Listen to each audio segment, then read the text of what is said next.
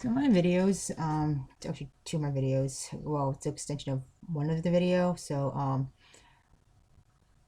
It is called Infantilization: How Narcissists Thinks. And when I did this video, I was just talking about my situation and current circumstances. And what it comes down to is trying to get what you need from the narcissist, especially when it comes to necessities, and it can be very difficult, and sometimes you have to fight for it. I had to fight to start driving again, and it wasn't a pretty picture at all. It was me arguing with my parents. I don't have this on recording or videos because they're very good at hiding the bullshit that they do, and it's just really taking a portrayal of taking radical action in this. But now that the COVID virus hit us in America, I have till end of August to really figure out how to put money back in the bank to keep the payments for insurance, and insurance isn't always cheap. And a lot of people who haven't gone through this don't understand the nature of how extensive that narcissists can be and how their actions are like. And yes, I do have my car key and everything. And now that I'm trying to look for work, I can't do what needs to be done. I know a couple of people who are very supportive in understanding um, what I'm going through, and I'm being really honest here. And it's not like I'm trying to sugarcoat anything, and it feels like I am because it feels so surreal when all of this is happening, and when it feels surreal, it just doesn't make sense. Like your brain doesn't know how to comprehend the reality of the situation. But the truth is really understanding how this all affects you. Maybe you have a kid who you're living with. I have my son sometimes. I had to understand that. But when it came down to fighting for what I needed, it was just like sometimes I felt like when the COVID virus hit, because this won't be the first time this have often happened to me, where I don't know how to put this in words, where like scenarios when it comes to closeness to when I got something, or it's like feeling it's being sabotaged in some ways, where um how can I put it? Where it's just like when my parents are probably watching the news a lot and using whatever their whatever is happening in the current moment and use that to their advantage, and making it impossible for you to progress sometimes. It's a very conflicting way of seeing it, but it's just one of those things. I'm like, I don't. That's what it feels like, um, and what it came down to when it was just it's hard to explain the situation. It's like within the month of trying to get the car and the COVID virus hits, it was just like, what am I gonna do with car payments? I need to go back to work. I don't have enough money to even pay for insurance for the next 6 months. And it's like I feel like they in some ways used the situation of the coronavirus to their advantage, so I don't have to progress the way I need to progress. It's like they would sabotage me in some ways, using the situation to their advantage in a way to keep me stuck. And I've noticed oftentimes with my parents that when I was younger that this often happens, and it's very ineffective and very frustrating, and I tend to sabotage myself because of it, and it can be very disconcerting. And I had to understand this. What it came down to is how they use my situation and calling me irresponsible, or calling me as though I am ill equipped in life in so many ways, to use it as a way to make it sound like I am the cause of the problem. And yeah, some of it is me. Okay, I have to be honest with that. Some of it is me, and yet what is me and what is not me is where I have to really, unhinge and unravel. And when it came down to me putting responsibility on my parents in many cases, they would try to twist stories or twist things around in front of people so they look like that I am the perpetrator in all of this.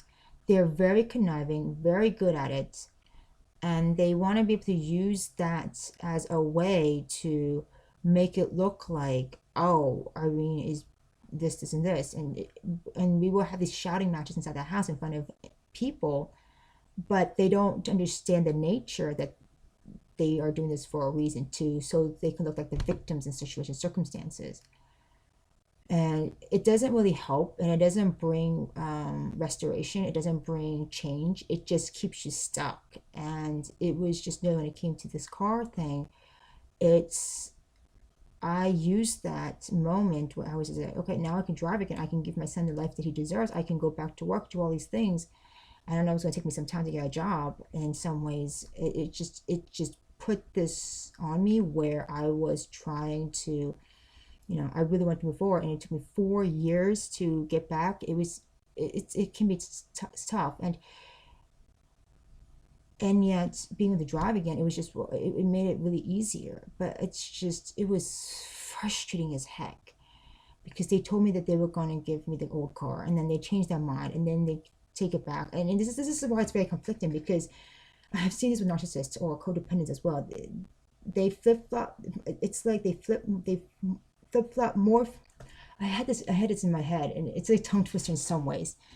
It's like narcissists like to flip flop flip more than a flip flop flips on a sidewalk. Those flip flops. The sandals that you wear. And it's what it feels like. It's like narcissists like to flip flop more than a flip flop flips on a sidewalk. Say that 20 times, and it will get to you. It's a tongue twister, but it's true. It's pretty much what they do. They use that, and they go back and forth in their own head. And this is why they're very good at they're consistently inconsistent, because they feel as though they can't seem to make up their own damn mind. So it's like you're trying to make up your mind, and then you can't do what you need to do, because they're not working with you to progress. And it's like they use that to control the outcome of situations that is not healthy or wholesome in any given case.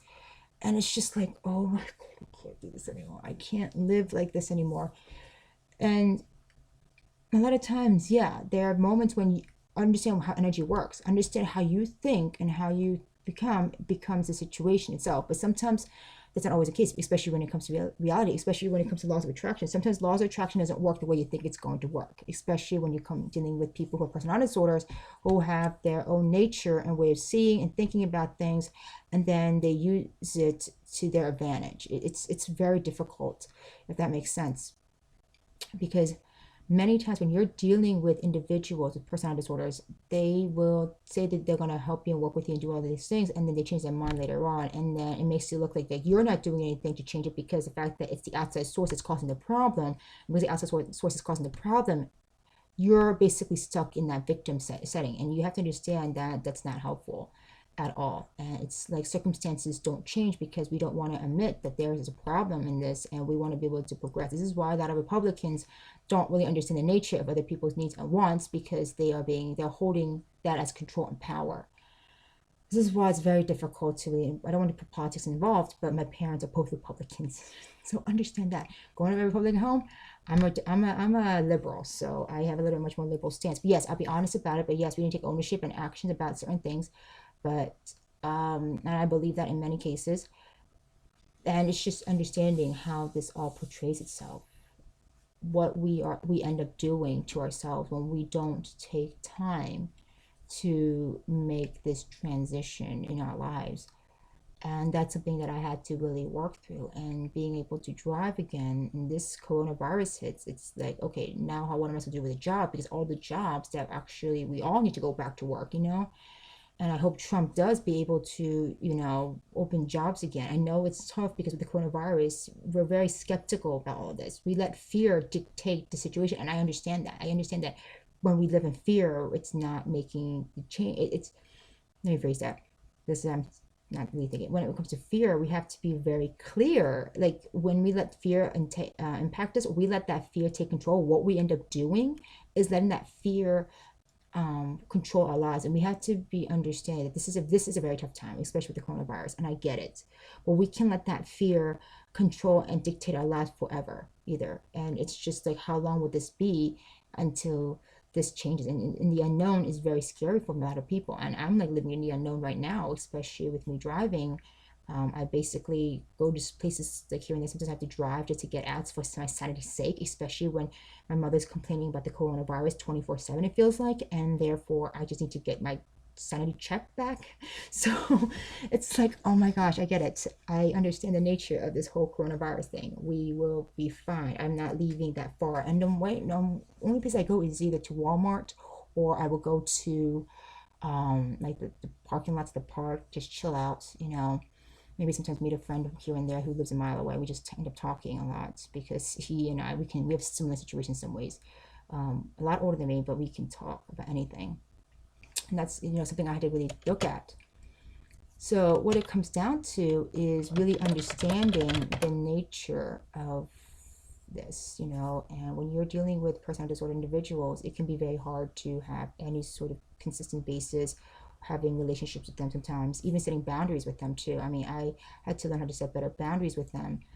I don't mind helping them or running errands, but I will not be dictated on how to do this. I'm not going to be the type of person who is going to tolerate you when you text me. And I tell this to my mother, I will block you if you're going to send me unhelpful information, and you'll use that against me. Like unhelpful information. Like I don't need that. Okay. And as an adult myself, it's about setting those particular boundaries, especially when you're living with someone like this, because they still think of you as that small little child that you've grown out of. And this is very different. And then you have to start thinking like this too. You have to start realizing that you cannot think like a little child anymore. You have to start growing out of that too. And if you don't grow out of that, what often ends up happening is that you end up, repeating the same cycle yourself. So you have to be very clear and intentional about this too. And this wasn't easy for me setting boundaries with them. But the more I set those boundaries, the more I had a better chance of really seeing that this is not healthy. So clarity and intentions are very important. Also staying,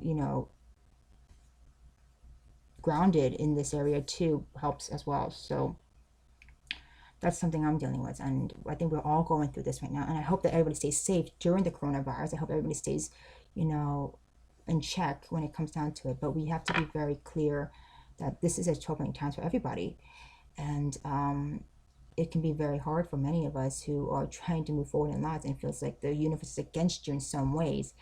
But really, it's not the universe, it's the people in your lives that are trying to work against you from actually developing a lifestyle of your own, because they're afraid to let you go and be independent or be your own self, and whatever the case may be. But they still need that control. They struggle with their own abandonment issue. And whatever abandonment issues that you have or that you don't deal with, and you hold on, latch onto that, you're going to create abandonment issue to your children and then their children if they don't see the personality disorder. So you have to stop the domino effect from happening. And the only way that's going to happen is when you're intentional about what you're doing.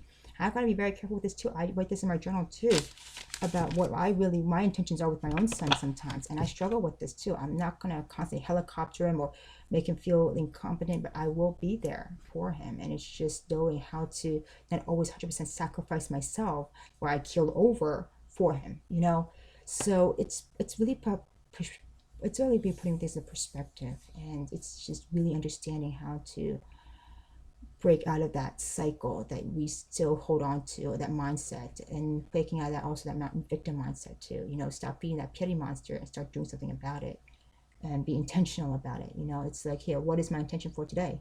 And then we have to keep asking ourselves that. But anyways, I hope this video helps for those of you who are watching.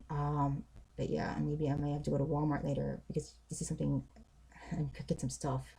Otherwise, I'm like really restricted, so I may not even do that. But I might go for a drive. Even gases are expensive too nowadays. But yes, I am driving again, for those of you who are trying to wonder. But it's a very difficult thing, and they will use situation circumstances to wonder why you're not even progressing at all. And you're just like, I don't know what else to do with the coronavirus. In fact, I can't change it. So it's a very disconcerting feeling, but it is what it is, and you just have to learn from it. Anyways, I hope this video helps. If you want to get in touch with me, if you want to get in touch and counsel with me, or whatever the case may be, you can do that too. My website link is down below. Understanding that I do have a scheduling, so read the disclaimer down below before you schedule with me, because that will help you to gain better perspective what I'm expecting in that I don't want to say therapy, but in that counseling session. But I'm willing to help you if you're going through something similar or need someone to listen to or be friend with. I understand the situation. It's a very difficult thing, but yeah, just check that out, and I'll be able to work with you on that. But I hope this video helps for those of you who are watching, and please subscribe to my channel and push the notification bell, and I'll talk to you guys in my next video. Have a good day, guys.